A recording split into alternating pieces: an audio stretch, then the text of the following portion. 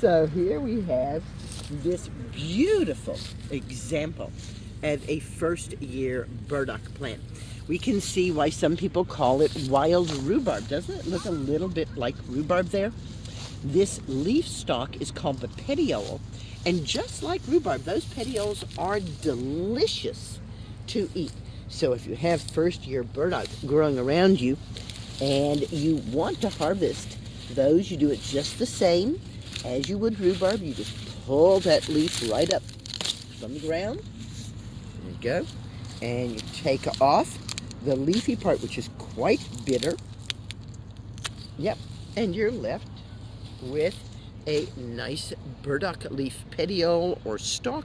This gets cut up into pieces an inch or an inch and a half, and there's an outer skin which you can take off some threads like in celery. This is one of the reasons we're cutting it up into pieces, and boil it until it's soft. Then, of course, having learned how to eat this from Huel Gibbons, what I like to do with it after it's boiled is to roll it in eggs and then some kind of crumbs or nutritional yeast, and then to fry it. Huel Gibbons was a wonderful teacher, and he always went out into the woods with lard and sugar and flour, said it made everything taste good. It's fall, but you can still eat burdock petioles from the first year burdock. Underneath there is a very, very delicious root. That root is hard to get out, though. One of the reasons that so many of us use the seeds here of the burdock and the petioles is because those parts are really easy to get to. This root is not easy to get to at all. First of all, if we get down in here, we can see this is a couple of burdocks growing together. You can see that the root starts already under the ground.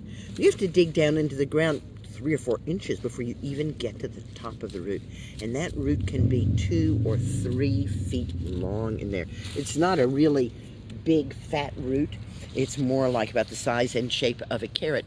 Also, as the burdock root goes down, as soon as it finds a major obstacle underground, it will send out a lateral root.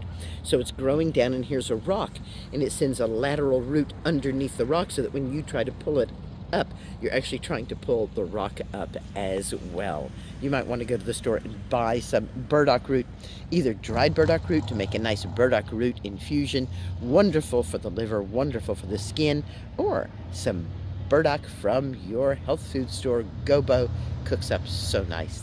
Green blessings are everywhere.